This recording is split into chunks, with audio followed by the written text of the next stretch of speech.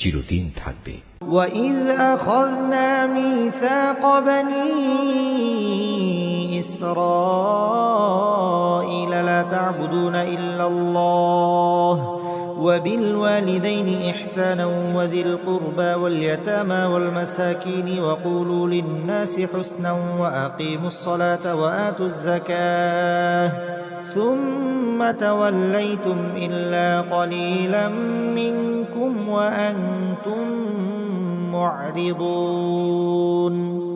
যখন আমি বনী ইসরায়েলদের কাছ থেকে এ মর্মে প্রতিশ্রুতি নিয়েছিলাম যে তোমরা আল্লাহ তাআলা ছাড়া অন্য কারো ইবাদত করবে না এবং মাতা পিতার সাথে সৎ ব্যবহার করবে, আত্মীয় স্বজন এতিম মিসকিনদের সাথে ভালো ব্যবহার করবে, মানুষদের সুন্দর কথা বলবে, নামাজ প্রতিষ্ঠা করবে, যাকাত প্রদান করবে, কিন্তু এ সত্ত্বেও তোমাদের মধ্যে সামান্য কিছু সংখ্যক লোক ছাড়া অধিকাংশই অতঃপর সেদিন ফিরে গেছ। এভাবেই তোমরা প্রতিশ্রুতি থেকে মুখ ফিরিয়ে নিয়েছিলে। وَإِذْ أَخَذْنَا مِيثَاقَكُمْ لَا تَسْفِكُونَ دِمَاءَكُمْ وَلَا تُخْرِجُونَ أَنفُسَكُمْ مِنْ دِيَارِكُمْ ثُمَّ أَقْرَرْتُمْ وَأَنْتُمْ تَشْهَدُونَ।